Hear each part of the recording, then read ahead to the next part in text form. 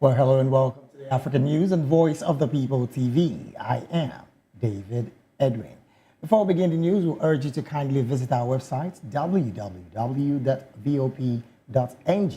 for fresh and trending stories. We begin the news with the African group of negotiators who have faulted the $300 billion climate finance deal agreed at the United Nations talks in Azerbaijan, saying it is too little for the continent. The group's Kenyan chairman, Ali Mohammed, told the COP29 conference in Azerbaijan they are disappointed at the lack of progress on the issues critical to Africa. He said that Africa has and will continue to sound the alarm on the inadequacy of climate financing. The final deal commits developed nations to pay at least $300 billion a year by 2035 to help developing countries green their economies and prepare for worse disasters. The group had demanded at least $600 billion from developed economies that are the worst polluters. On his part, Sierra Leone's climate minister, Jiwa Abdullahi, whose country is among the world's poorest, said it showed a lack of goodwill by developed nations whose ranks include the United States, Japan, and members of the European Union. Meanwhile, UN climate chief Simon Steele, who acknowledged the deal was imperfect, said no country got everything they wanted. In his remark, UN Secretary General Antonio Guterres said he had hoped for a more ambitious outcome and appealed to governments to see it as a base to build on.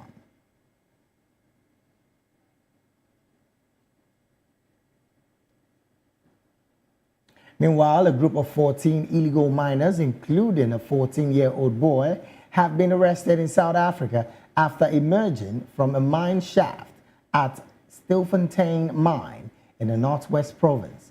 The South African National Police spokesperson, Atleta Matei, said in a statement the miners, believed to be part of a larger group still underground, took advantage of the night to surface, hoping to avoid detection by authorities. Authorities have been trying for weeks to empty the abandoned gold mine in the Northwest Province as part of a crackdown on illegal mining, which has plagued South Africa for decades. Relatives had earlier accused authorities of trapping the miners underground and blocking efforts to provide them with food and water. However, police say the illegal miners are not trapped but have refused to come out from the abandoned mine for fear of being arrested. Authorities are, however, concerned about the safety of the remaining miners who are believed to be in dangerous conditions, as well as lack of supplies, and have initiated a rescue operations. Thousands of illegal miners, often from neighboring countries, operate in the mineral-rich nation, living and working in difficult conditions. Moving on, in another development, the Gauteng High Court in Pretoria has dismissed the main relief application by the Society for the Protection of Our Constitution for Stilfontein illegal miners. The application comes amid the operation by law enforcement officials to have suspected illegal miners resurface at the Stilfontein mine shaft in the Northwest. During the hearing last Thursday, the applicants argued that the intercepting of essential goods by police puts the suspected illegal miners at risk of dying from starvation and experiencing dehydration. They also argued that the illegal miners are being denied access to medication for chronic illness.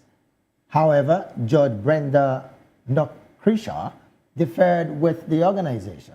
In a 14-page judgment, Nokrisha says the application failed to place crucial facts before the court, such as an alternative safe exit in the form of Margaret Mine shaft.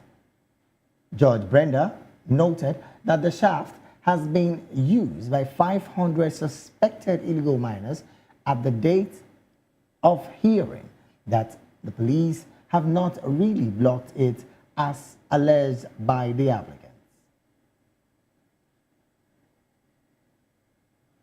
And from South Africa, we move to Niger, where Niger says it could no longer work with the European Union's ambassador and has requested a replacement as soon as possible. This follows the EU's recall of its envoy over a role surrounding the disbursement of emergency aid.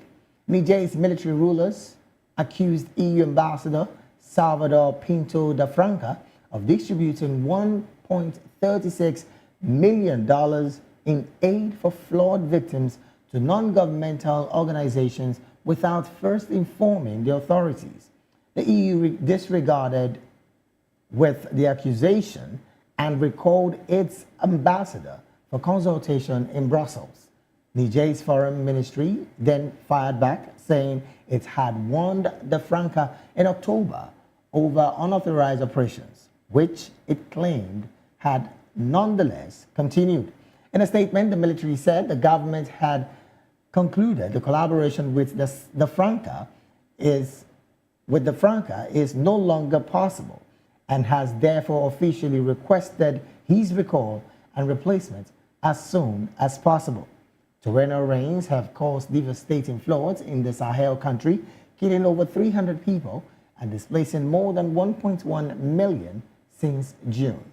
Since taking power in a coup in July 2023, the country's military rulers have turned their backs on former colonial ruler France and grown increasingly cold towards the EU.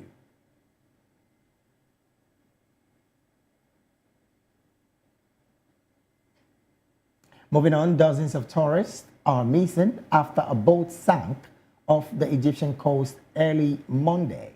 The boat named Sea Story reportedly sank near Shab Sataya, a coral reef popular for diving trips off the tourist resort of Marsa Alam this morning. Local media said a crew member sent a distress signal at 5:30 a.m. before dropping off the radar and losing contact. The boat departed on a diving ship from the port of Glahid in Marsa Alam on November the 27th and was scheduled to arrive at Hurghada Marina on November the 29th. It had on board 31 tourists of different nationalities as well as 14 crew members. Red Sea Governor Amir Hanafi said some tourists were rescued in the Gadra area of El Gamal, but has not revealed how many others were still missing. Several survivors were reportedly flown back to shore to receive medical care. The search operation involving the Egyptian Navy is ongoing, and a helicopter had been deployed to scour the area. Sea Story is a 144-feet pleasure craft built in 2022, which can carry up to 32 passengers. It has 18 twin cabins on board, which are used for tourists on diving trips hoping to explore the Red Sea reefs. From Egypt, to move straight to Somalia, where the government has announced the death of 24 persons after two boats capsized off the Madagascar coast in the Indian Ocean. Somalia's Foreign Minister Ahmed Mualim Fiki said 46 persons were rescued. He said most of the passengers were young Somalians and their intended destination remains unclear. Many young Somalians embarked every year on dangerous journeys in search of better opportunities abroad. A Somali ambassador-led delegation to Ethiopia is scheduled to travel to Madagascar today to investigate the incidents and coordinate efforts to help survivors. Fiki also said on Sunday that Somali's ambassador to Morocco will look into a separate report of Somali youth stranded on Morocco's coastline. The UN Migration Agency has in the past raised concerns over rising cases of irregular migration from the Horn of Africa's African countries as people flee from conflicts and droughts.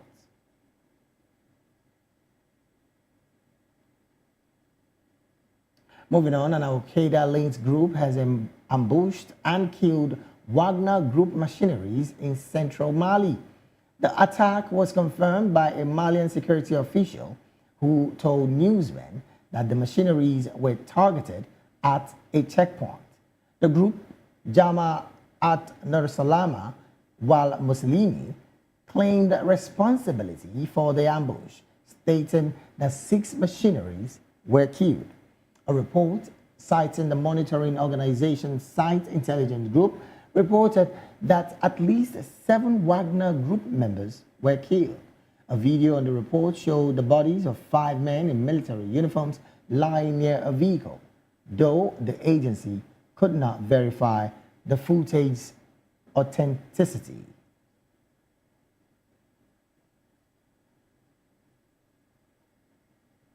Well, joining us now to make sense of these stories and more is Barrister Darlington Agumo, Voice of the People TV's in-house political affairs analyst and, of course, a barrister by law.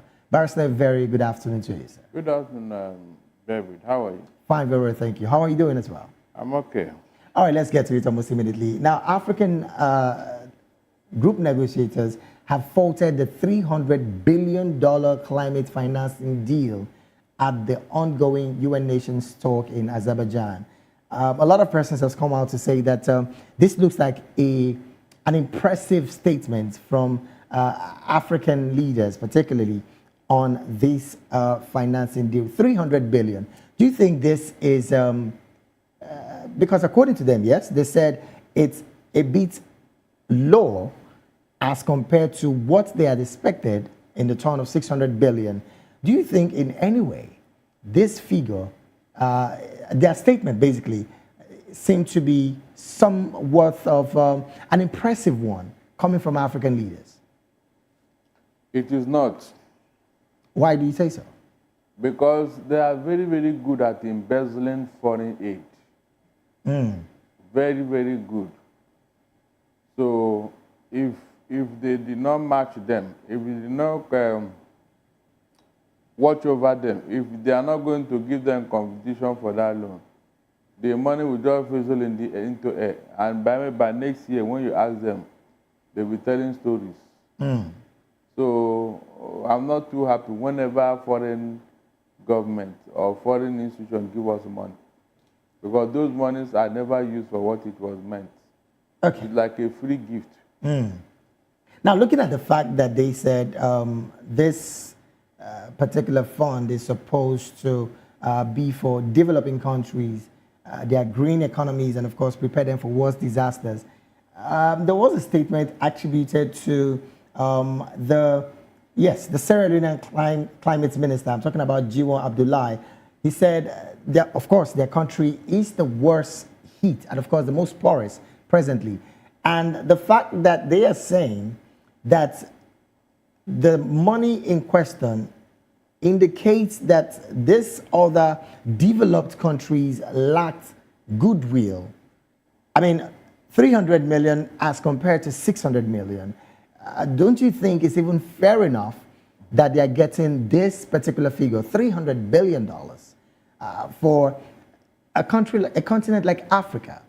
Isn't this a time for these developed nations, which of course they are saying they are the reason for them experiencing this major climate disaster? Again, the question now would be, looking at the time that this money is coming, do you think they would put this into good use? There is no time any money comes that it will not be useful. No time. It's not about timing. It's about using it judiciously. Okay. But just like I told you, African leaders are going to embezzle this money. They are very good at it because they see it as a foreign gift.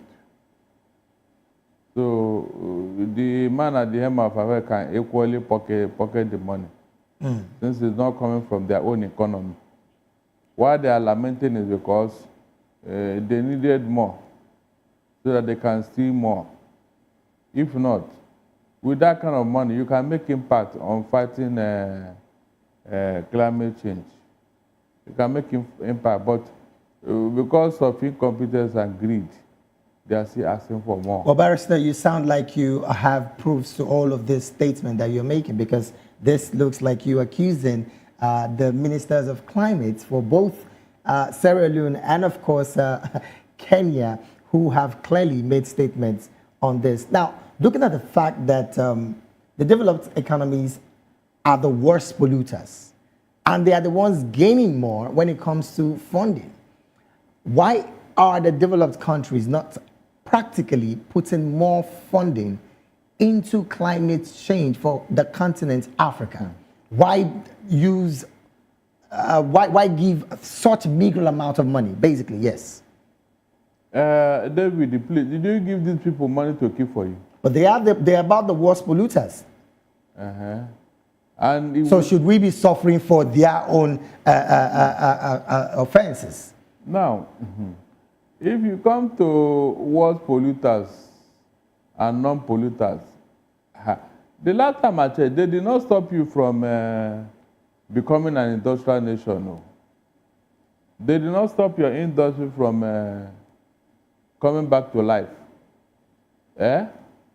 It's just out of goodwill that they say, look, use this thing and do this, especially erosion menace, plant trees and all that. So where did they go wrong here? That you tend to blame them that they are the world polluters. They have agreed, they say yes, but we are doing something about it. You, who is not a polluter, which one is your own there? You just want to go and listen to, listen to men talk, and then after that you come back. Is this the first time they are attending such whatever? No. At the end of the day, what came out of it? So I will celebrate the money they gave, but I'm sure I would have preferred if they will use this money themselves. I'm telling you. Oh, well, interestingly, the UN climate chief, I'm talking about Simon Steele, said he acknowledged that the deal was imperfect. So, in other words, he's also saying, okay, we identified that $300 billion might not be enough for the continent. But he also did mention that not all countries got everything they wanted from that particular deal.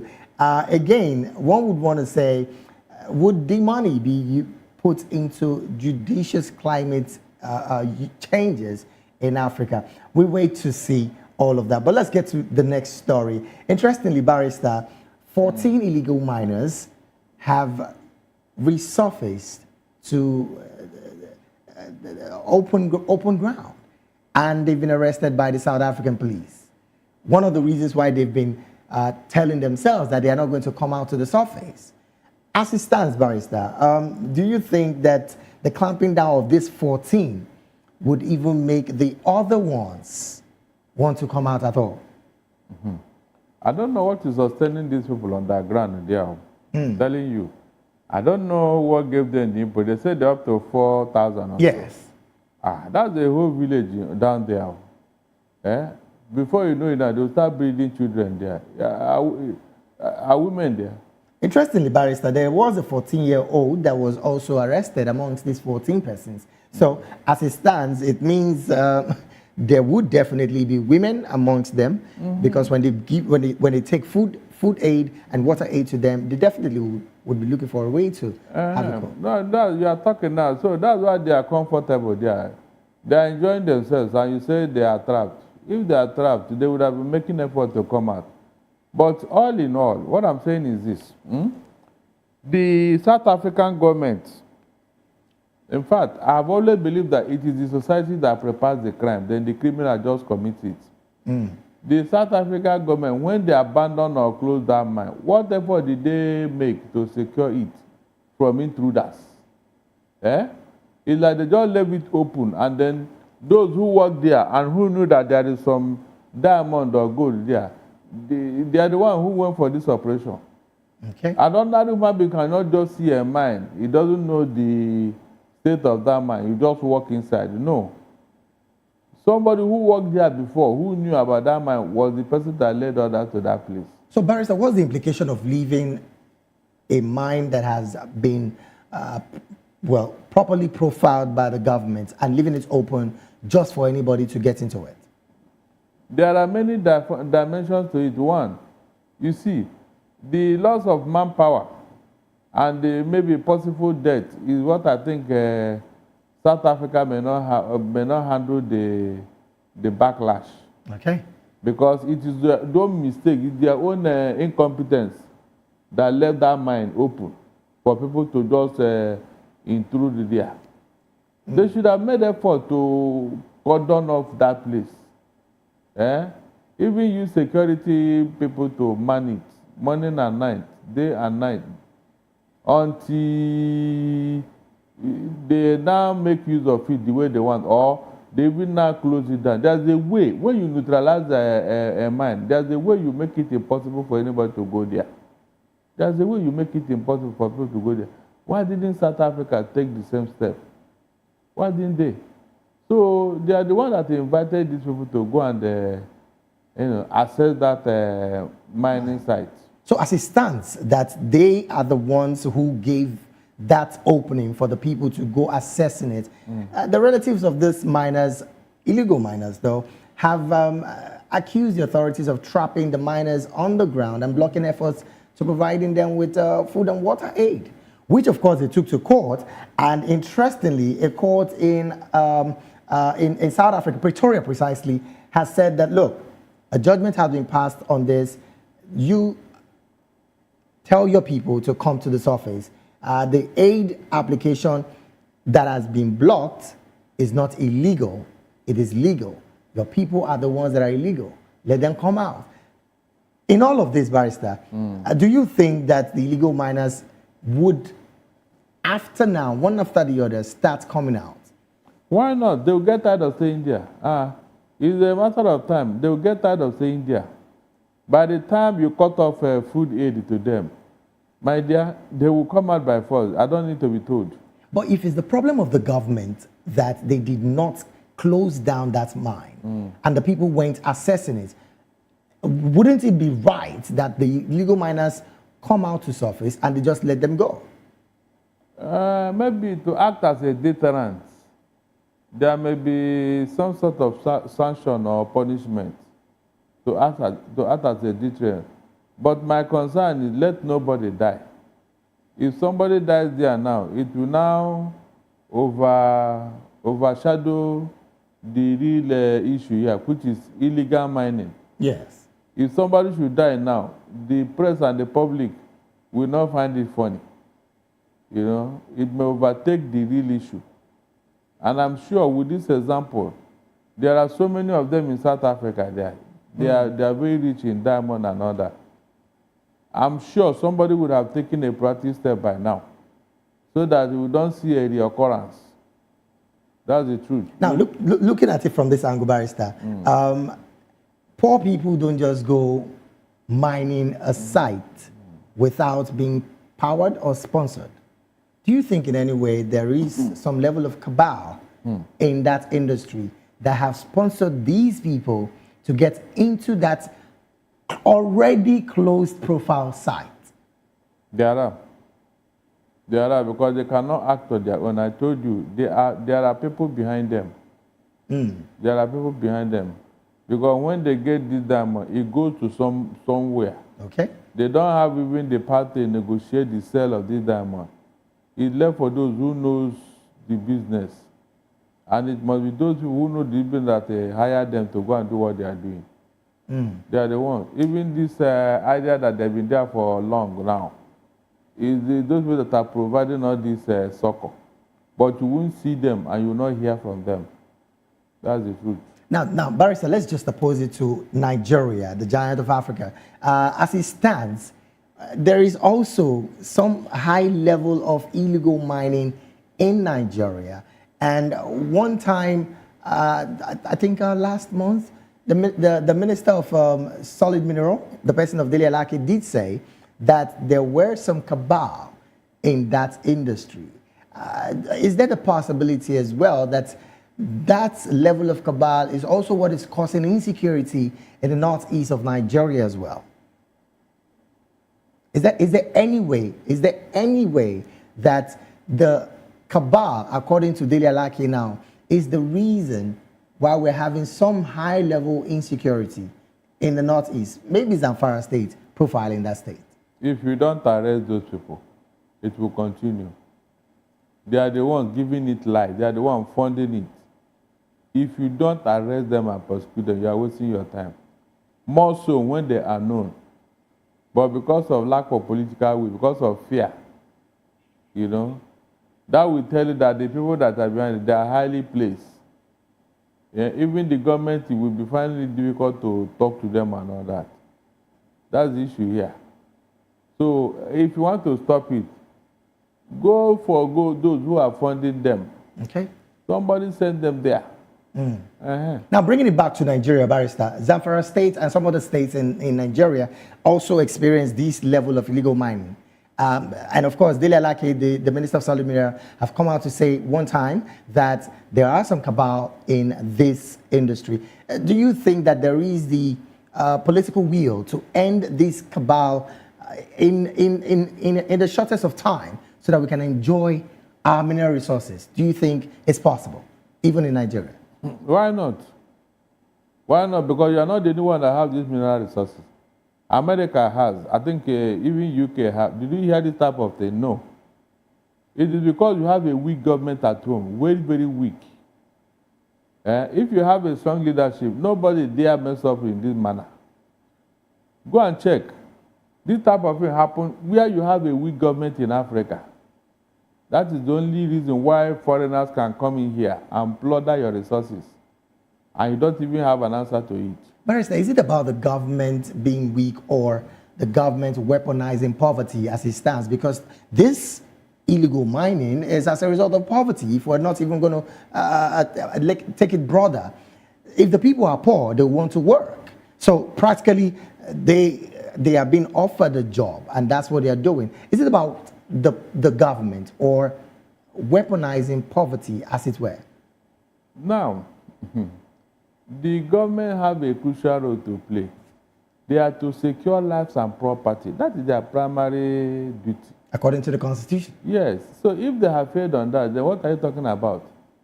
They cannot outsource their responsibility. The government has the responsibility to protect lives and property, and then use the resources God gave us to better the life of the people. That's the primary objective, the welfare of the people. So any other thing is secondary.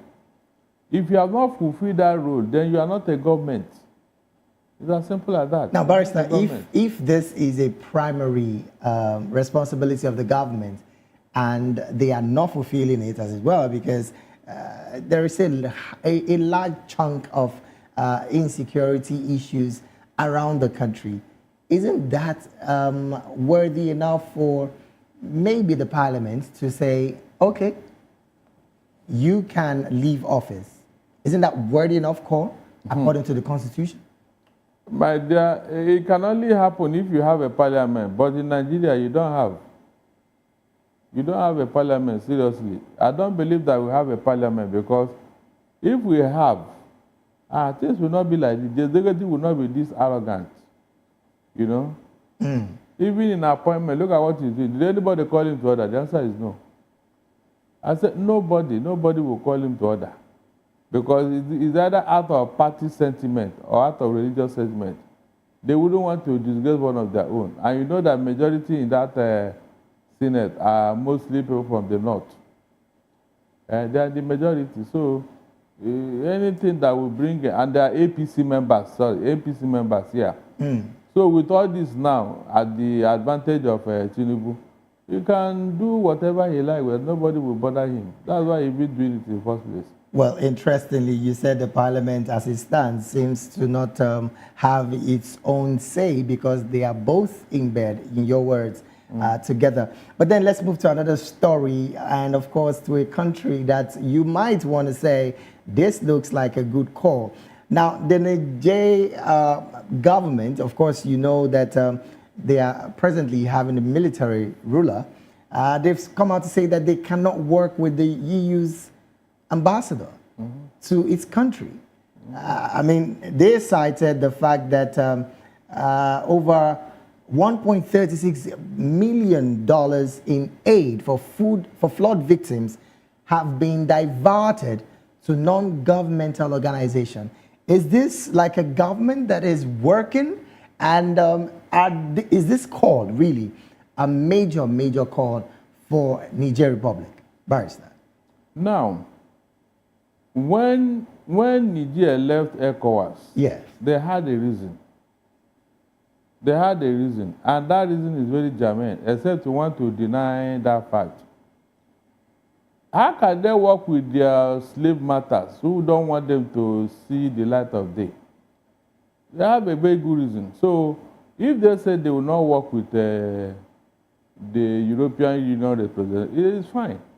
As long as they have a very good reason. At least they have the boldness to tell him that. In Nigeria, can you do that? Even with a democratically elected government in power. It's all about protecting national interests, David, national interests. Here, we don't have patriotic leaders. Whatever foreigner tell them, they swallow it to hook, line, and sinker, and then pass it to you and I. They don't query or interrogate every of their action. For example, this IMF loan and World Bank loan. Look at what it's costing. I'm going to take you on that IMF loan, but interestingly... So, but in Burkina, look at small Burkina Faso. They are now telling us what to do. Niger Republic, with that particular call, Barrister, the EU ambassador have been recalled back to Brussels. Now, according to reports, over 300 persons have been displaced as a result of torrential rains, and of course, 1.1 million since June have been displaced as well. Looking at the fact that, yes, they made this call to the EU General Office, the recall of this person, Franca da Silva, I hope I got that wrong. Yes, Mr. Salvador Pinto da Franca. Do you think it's going to shape up the way EU pushes ambassadors to some of these countries, knowing for a fact that it looks more like some African countries are trying to get it right as it stands? Now, did they say that they don't want any EU ambassador or that they don't want this particular person? They are two different things because they are going to bring another person. Since they say they don't like this particular person. Oh, yes. Yes, they bring another person whom they work with. The fact remains that they are still working with EU on this matter. And they have no choice. They have no choice because they need the assistance and the money and all that. Oh, definitely. So that is where the responsibility comes in. If you want outsiders to help you, on what terms and conditions? Because we have seen people who gave somebody a Greek gift and the later became the ambassadors of that economy. So whenever these people want to give you all this gift and all that, my dear, you have to be very wary. If you say no to it, what will happen? That you want to work with what you have. Oh, well. That will give you respect. Even in the international community, it will give you respect. But Barrister, as it stands, do you think Niger Republic can stand on her own to be able to cater for her people who have been affected badly by these torrential rains? I mean, as it stands, one of the major reasons why Salvador Pinto da Franca was being accused by the Niger military leaders is because they said he's taken over $1.36 million in aid for flood victims to non-governmental organizations without informing them. So that looks like a right call. But basically, Barrister, if they send in another person to that country, don't you think the fear of the fact that these people did complain about the other ambassador would make the new ambassador do what is right? Yeah, it will make him sit up. Because their complaint is germane. Why would you divert it on your own? It's either there is something that that ambassador did, or he's trying to do that make the government of Niger to rise up against him. So the new one they are going to send may now reverse those policies that are causing lack of cooperation. Yes. Because if they don't, they may withdraw the fund and then leave them up to their own devices. And that will not all go well. That's the truth, because they need it. They need it. Now, looking at the fact that, yes, the EU has recalled the Franca, and of course, most likely might send someone else to Niger Republic, That sounds like something that a developed nation, of course, or group like the EU would naturally do. Let's bring it back to Nigeria. We've had people and persons who have diverted funds in the tones of billions of naira. Barrister, as it stands, none of these persons are being brought to book. One of such is the former governor of Kogi State. Barrister, what does that leave the trust deficit that is consistently dwindling in Nigeria? The day Nigeria will realize that corruption is the problem of Nigeria, that day Nigeria will start developing. That's why I keep saying we measure on minor. Even this insecurity is corruption. It's corruption. Everything that is bedeviling Nigeria today is what? Is corruption based. So since you know as a government, what are you doing? Nothing. Rather, you are even joining in the fray. We are talking of Buhari and his men. Now your own men have even gone viral in corruption. So, except we address that issue, we are not going to move forward though. I'm telling you, we are not going to move forward. But Barrister, we keep hearing that corruption keeps fighting back. Can you help Nigerians and the rest of Africa understand what this means when you say corruption is fighting back? Because we've heard government officials say this particular sentence. That is what they want to use to, divert our attention. If not, we corruption is fighting back. You arrest a man for corruption, you know that he has a corruption case on his head.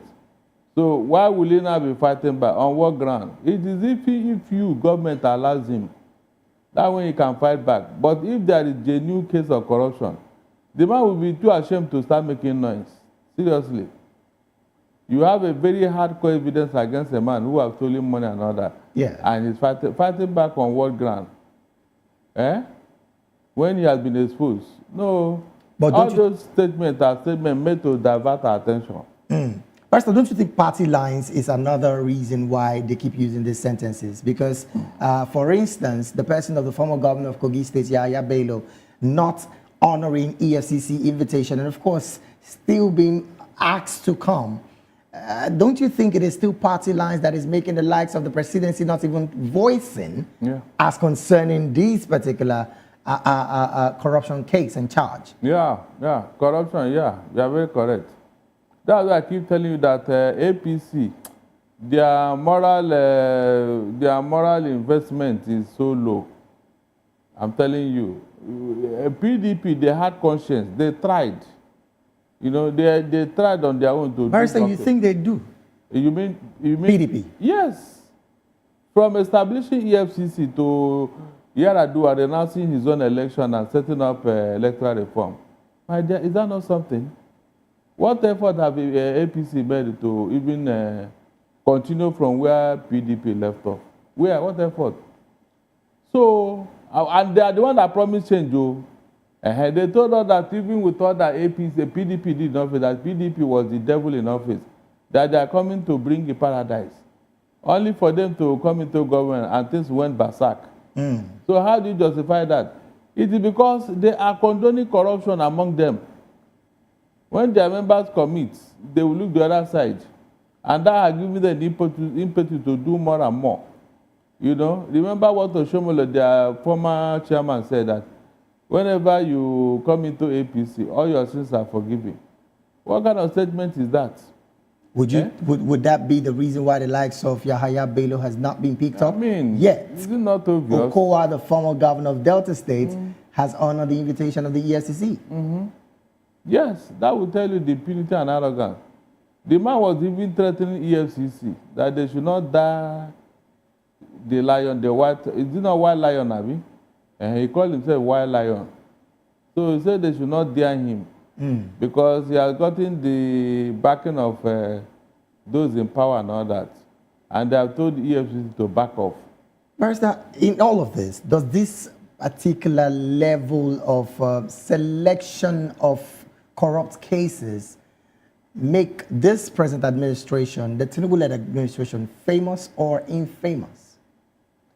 Famous is far from it, though. Famous is far from it. He knows where he's going and what he has done for us, so he cannot be famous. Something like this cannot be a famous achievement. No, it's not. except they do the right thing, they will continue to go down. Their record will continue to go down.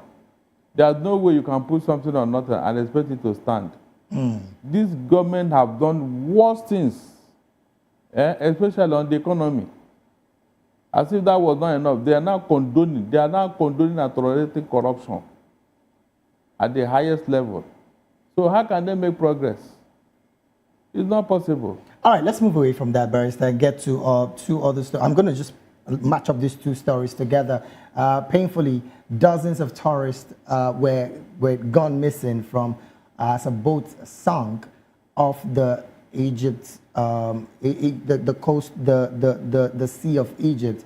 And interestingly, as at today, Monday, rescue operators are still trying the much they can do to rescue the people aboard this sunk ship. And interestingly as well, somewhere around the Indian Ocean, 24 have been left dead as two boats capsized off the Madagascar coast in the Indian Ocean. It has been reported that 46 persons have been rescued as well in that particular one as well. But in all of this, Barrister, one would want to wonder what the Marines of these countries have been doing in terms of communication and of course, seeing all of these happen, one in Egypt, another in Somalia.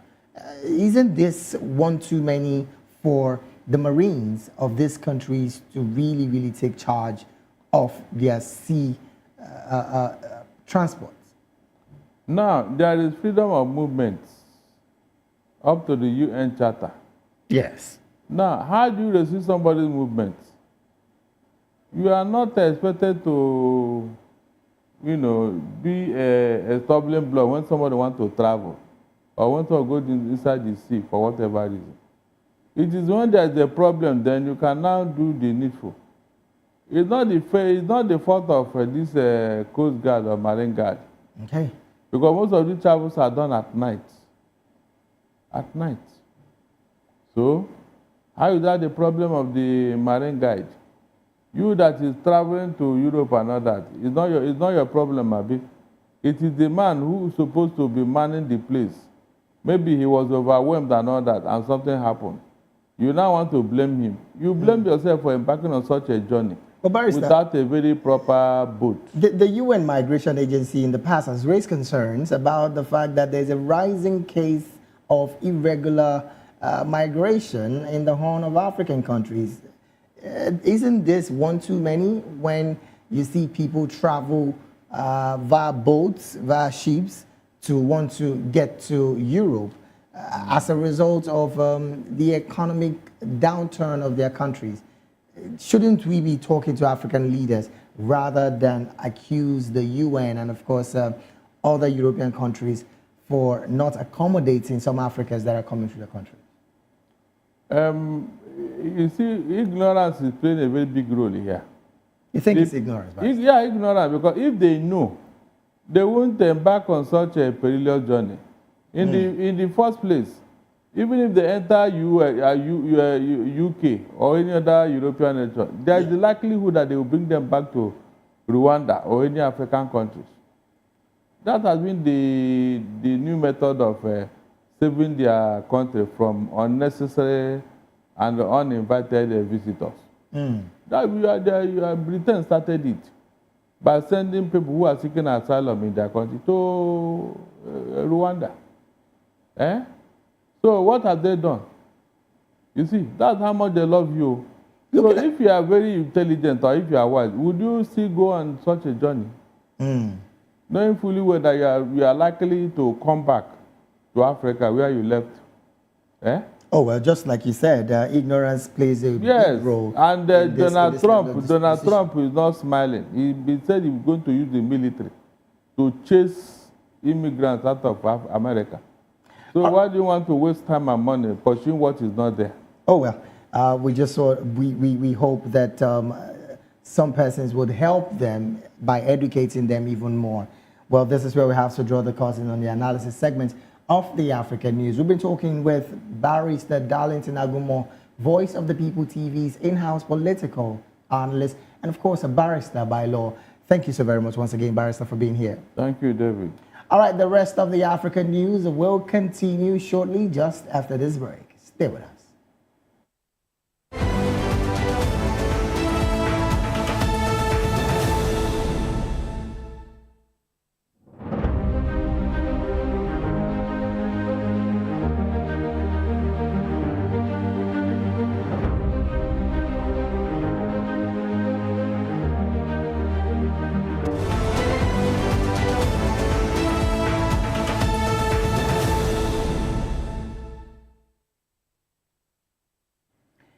Welcome back. Namibia's Vice President, Netumbo Nandi-Ndaitwah, could become the country's first female president if she wins the presidential election this Wednesday. No fewer than 1.4 million persons, or about half of the population, have registered to vote in the election, with 15 political parties running for president and seats in the National Assembly. Results from special early polls held for Namibia's foreign missions, Siemens and Security Services, announced by the Electoral Commission of Namibia this month, indicates Nandi-Ndaitwah and her party, the Southwest African People's Organization, SWAPO, are in the lead. Nandi, 72 years old, has promised to create more jobs and tackle the 20% unemployment rate for young people and graduates. She has pledged to spend approximately 85 billion Namibian dollars, that's about $4.7 billion, over the next 5 years to create over 500,000 jobs, a goal that her critics call unrealistic. Issues affecting women, including reproductive rights, equal pay, and healthcare, are also likely to rank high for voters. If she becomes president, Nandi-Ndaitwah would follow in the footsteps of Liberia's Ellen Johnson Sirleaf, who made history when she became the continent's first elected female president in 2005, as well as Malawi's Joyce Banda and Samba Pranza of the Central African Republic. Eric Thomas, a political science lecturer at the University of Namibia, said should Nandi-Ndaitwah be elected president, she must strive to be independent, transparent, and accountable. Moving on, renowned anti-apartheid writer and activist Brighton Breitenbach, jailed for his beliefs in South Africa in the 1970s, has died at the age of 85. His family disclosed in a statement that he passed away in his sleep in Paris, France, with his wife, Yolande, by his side. The statement describes the dissident poet, novelist, and painter as an immense artist, militant against apartheid, who fought for a better world until the end. Breitenbach in Select earned him widespread administration, prompting the British satirical television puppet show Spitting Image to describe him as the only nice South African in a song during apartheid's darkest days. He attended the University of Cape Town and joined a group of Afrikaans poets and writers called the Seestagers, who wanted to highlight the beauty of the language while critiquing the racist apartheid regime. In 1960, he left South Africa for a self-imposed exile, mostly in Europe, but he continued to be a vocal critic of the apartheid regime. He worked in London for a while before settling in France, where he met his Vietnamese wife, Yolande Ngo Tai Hoang Linh. Breitenbach tried to return to South Africa with his wife in the 1960s, but she was denied a visa because she was a non-white and interracial marriage were against the law.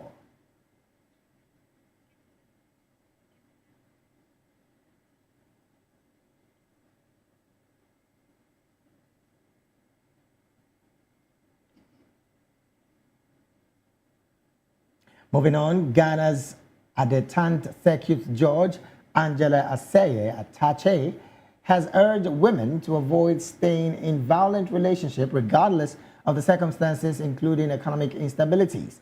She highlighted that many women who remain in such relationships often lack financial independence and worry about who would support them and their children if they leave. Atache, who also serves as the Queen Mother of the Asogli State in the Volta region, made this call during a capacity building workshop for Queen Mothers from the Volta, Oti and Eastern region at Atimpoku in the Aswangmeyang district. A focus of the workshop, organized by the Queen Mother of Adumasa, Nana Afua Sewa Ampafo Brakatu, was on enhancing women's participation and representation in leadership and governance through chieftaincy and culture. Atache encouraged women to take leadership roles in their communities and government to increase women's visibility and influence in decision-making processes.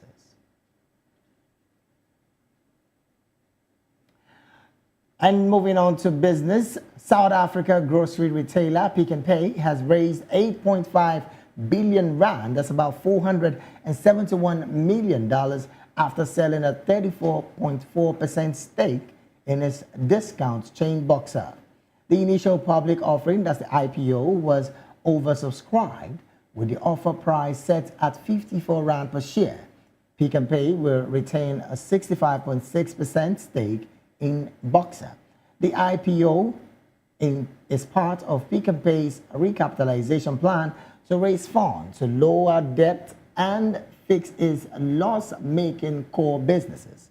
Boxer, who has grown to 489 stores across South Africa and Eswatini, with a 68% market share of the discount grocery retail market. Boxer shares are scheduled to start trading on the Johannesburg Stock Exchange on November the 28th. The company's chief executive officer, Marek Masojada, expressed satisfaction with the IPO's success, saying local and international investors have demonstrated extraordinary support for Boxer's equity story and growth trajectory. The IPO's success is seen as a positive development for the South African retail sector, which has faced challenges in recent years due to economic uncertainties and changing consumer behavior. The listing of Boxer is expected to provide a boost to the sector and create opportunities for investors.